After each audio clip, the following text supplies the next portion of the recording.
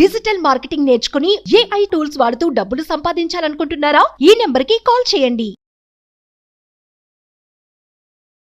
నమస్తే విజయ మేడం. నమస్తే ఉషా మేడం, ఇంతకు ముందు మనం ఒక ఎపిసోడ్ కూడా చేసాము. హస్బెండ్ జాబ్ విషయంలో కానీ ఆయన బిజినెస్కి సంబంధించిన దాంట్లో భార్య ఉండడం ఎంతవరకు కరెక్ట్ అనేది. సో అదే రిపీటెడ్గా ఇంకొంతమంది అడిగేది ఏంటంటే, కొన్ని సందర్భాల్లో భార్య జాబ్ చేస్తూ ఉంటుంది. అలాంటప్పుడు భార్య జాబ్ విషయంలో భర్త తలదూర్చడం కానివ్వండి, తన ప్రమేయం ఉండడం ఎంతవరకు సమ్మతం, దీన్ని మేము ఎలా చూడొచ్చు అని అంటున్నారు. సో ఎలాంటి ప్రాబ్లమ్స్ని క్రియేట్ చేస్తుంది వాళ్ళకి అని చెప్పి అడుగుతున్నారు. దానికి అసలు మీరేం చెప్తారు? ఎవరి జాబ్ విషయాల్లో అయినా ఇంకొకళ్ళ జోక్యం లేనంత వరకే వీళ్ళిద్దరి మధ్య కూడా రిలేషన్ బాగుంటుంది ఉషా. వన్స్ ఈ జోక్యాలు స్టార్ట్ అయిన తర్వాత ఏమవుతుందంటే, ఆఫీస్లో ఎవరికి వాళ్ళు కూడా నవ్వుల పాలు అయిపోతూ ఉంటారు. అంటే ఇప్పుడు మనం భర్త గురించి జోక్యం గురించి మాట్లాడుతున్నాం కాబట్టి, ఇప్పుడు ఈ భర్త వెళ్ళి భార్య ఆఫీస్ విషయాల గురించి వాకప్ చేయటం కానీ, ఆ భార్య కొలీగ్స్ ఎవరని ఎంక్వైరీ చేయటం కానీ, లేకపోతే అసలు భార్య శాలరీ ఎంత, నిజంగా ఇంట్లో ఈవిడ చెప్పే శాలరీ కరెక్టా కాదా అని ఎంక్వైరీలు చేసిన కేసులు కూడా తెలుసు నాకు. ఓకే, అంటే ఈవిడ నిజం చెప్తుందా నాకు, అక్కడికి వెళ్ళి కన్సర్న్ డిపార్ట్మెంట్లో పలానా ఆవిడ జీతం ఎంత, నేను వాళ్ళ హస్బెండ్ని ఇట్లా అడిగినప్పుడు యువతల ఈ అమ్మాయికి అక్కడ మర్యాద ఎంత ఉంటుంది? రెస్పెక్ట్ లేకుండా అయిపోతుంది కదా. వీళ్ళ ఆయన జాలి చూపులు చూస్తారు, వీళ్ళ ఆయనకు అనుమానం అని. అలాగే ఇప్పుడు ఈ కొలీగ్స్ ఎవరెవరని ఆరాలు తీయటం, ఇట్లాంటివన్నీ చేసిన కేసులు కొన్ని నాకు తెలుసు. అది ఎంత ఇబ్బందిగా ఫీల్ అయిపోతారంటే ఆడవాళ్ళు, అంతే కదా. ప్లస్ వీళ్ళ పర్సనల్ లైఫ్ ఏదో, అంటే ఇప్పుడు మొగుడు ఎట్లాంటి వాడు అనేది నలుగురికి తెలిసిపోతుంది కదా. అనుమానం ఉంటే అనుమానపు భర్తని, లేకపోతే జీతం తనే చేతుల్లోనే చేస్తాడని కానీ, ఇలాంటివన్నీ వాళ్ళకు కూడా తెలిసిపోతాయి. అంతవరకు ఈవిడ కష్టమో నష్టమో ఇబ్బంది పడతానో ఏదో గుట్టుగా నెట్టుకొస్తా ఉంటే ఇట్లాంటివి చేసేవాళ్ళు ఉంటారు. ఆఫీసుల దగ్గరికి వెళ్ళి కాల్స్ చేసి ఎంక్వైరీలు చేయడం. అవును. సో ఇప్పుడు ఇప్పుడు భార్య బిజినెస్ చేస్తుంది అనుకోండి, ఒక ఇద్దరు పార్ట్నర్లతో ఏమన్నా కలిసి, ఈ పార్ట్నర్స్ అంటే ఈ అమ్మాయిలు అంటే మిగతా ఆడవాళ్ళు ఉంటారు కదా, వాళ్ళతో కొంచెం ఇండీసెంట్గా బిహేవ్ చేయటం కానీ, వాళ్ళతో మీ అంటే టర్న్ ఓవర్ ఎంత, మీరు ఏం చేస్తున్నారు, ఏ టైం వరకు ఉంటున్నారని అంటే వెళ్ళిపోయి వాళ్ళ బిజినెస్ ప్లేస్కి వెళ్ళిపోయి ఆఫీస్ సెటప్ దగ్గరికి అక్కడికి వెళ్ళి ఆ ఆడవాళ్ళని ఇబ్బంది పెట్టడం కానీ. సో అన్నిట్లో ఈ పార్ట్నర్, ఈమె హస్బెండ్ ఇన్వాల్వ్మెంట్ ఉంటుంది. ఇతని పెత్తనం అయిపోయింది అన్నప్పుడు ఆ లేడీ బిజినెస్ పార్ట్నర్స్కి కూడా చిరాగ్గా ఉంటుంది. అవునా కాదా? ఇది ఆడవాళ్ళు మగవాళ్ళ విషయంలో చేసినా ఇంతే. ఇప్పుడు మగవాళ్ళకి ఇద్దరు ముగ్గురు బిజినెస్ పార్ట్నర్లు ఉంటే, ఇప్పుడు మా ఆయన ఏం చేస్తున్నాడండి, ఏ టైం వరకు ఉంటున్నాడు, ఇంట్లోంచి ఆఫీస్లోంచి ఏ టైంకి బయటికి వెళ్ళాడు అని ఈయన పార్ట్నర్నే ఆవిడ అడిగింది అనుకో, ఎంత నామోషి అతనికి. అవునా? ఆ నిఘాలు, ఈ అనుమానపు జబ్బులు ఇవన్నీ ఉండి ఏంటంటే ఒకళ్ళు అట్లా బయట వేసుకుని నలుగురిలో నవ్వుల పాలు అవటం తప్పితే వీళ్ళు సాధించేది ఏం ఉండదన్న విషయం వాళ్ళకి తెలియదు. తెలిసినా పెద్ద పట్టించుకోరు. సో దీనివల్ల ఏంటంటే పెద్ద పెద్ద గొడవలు, పోట్లాటలు, నలుగురిలో చులకనైపోవటం ఇన్ని ఉంటాయి. అయితే మేడం, చాలా సందర్భాల్లో మీరు అన్నట్టుగానే ఆఫీస్ ప్లేసెస్కి వెళ్ళిపోతూ ఉంటారు, ఎంక్వైరీలు చేస్తూ ఉంటారు. ఇంకొంచెం మనం ముందుకెళ్ళి చూస్తే ఆల్కహాల్ చేసి కూడా రోడ్లోనే ఇబ్బంది పెట్టడం, అక్కడే తిట్టడం, అక్కడే కొట్టడం, ఈ టైంకి వస్తావా, ఆ టైంకి వస్తావా అని వాళ్ళ వర్క్ ప్లేసెస్కి వెళ్ళి వీళ్ళే లైక్ ఎలా అంటే ఇంకా రాదు, ఇంకా మానేస్తుంది, పంపించి ఇలా కూడా చేస్తూ ఉంటారు. సో ఇలాంటి హస్బెండ్స్ని అసలు ఎలా హ్యాండిల్ చేయాలి మేడం వాళ్ళు? హ్యాండిల్ చేసేదేముంది, హ్యాండిల్ చేయలేక పోబట్టే కదా ఈ స్టేజ్ వరకు వచ్చేసారు వాళ్ళు.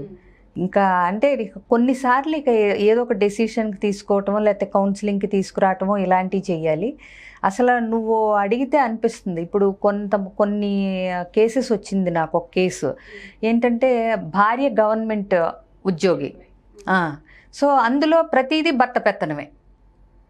ఆవిడ ఎవరి ఫైల్ మీద సంతకం పెట్టాలి, ఏం చెయ్యాలి అన్న దానిలో ఈయనే చక్రం తిప్పుతుంటాడు.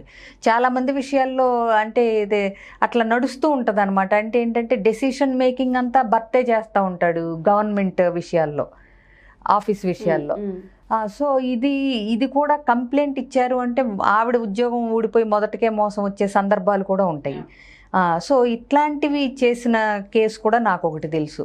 పేరుకే ఆవిడ ఉద్యోగస్తురాలు కానీ మొత్తం చక్రం తిప్పేదంతా ఇట్లాంటివి కూడా నడుస్తూ ఉంటాయి. అంటే ఇది గవర్నమెంట్కి సంబంధించింది, కొంచెం రాజకీయంగా సంబంధించిన విషయాల్లో ఇట్లాంటి ఇన్వాల్వ్మెంట్లు ఇంకా ఎక్కువ ఉంటాయి. సో ఫర్దర్గా చాలా ఇష్యూస్ వచ్చే అవకాశం కూడా ఉంటుంది ఏదన్నా ఒక కంప్లైంట్ కానీ అట్లా వెళ్ళి ఇదయ్యి బయటపడింది అంటే మాత్రం చాలా పెద్ద ఇష్యూ అవుతుంది. సో ఇట్లాంటివి కూడా చూసుకోవాలన్నమాట. అంటే మనం ఎంతవరకు అసలు వేలు పెట్టవచ్చు. ఏదన్నా చెప్పినా ఒక సలహాలాగా వెనకుండి తెలియకుండా ఒక సలహా ఇచ్చి ఇట్లాంటి గుంభనంగా అంటే గైడ్ చేయాలి, కానీ ఆ ఇన్వాల్వ్ అయిపోయి అసలు చక్రం తిప్పేసి అనే మాట దాకా వెళ్ళనివ్వకూడదు. భార్యలేంటి భర్తలేంటి వాళ్ళ ఆఫీస్ విషయాల్లో. సో ఇట్లాంటివి చేసినప్పుడు ముఖ్యంగా 2 విషయాలు గుర్తుపెట్టుకోవాలి. నేను మనకి ఇంతకుముందు కూడా చెప్పాను.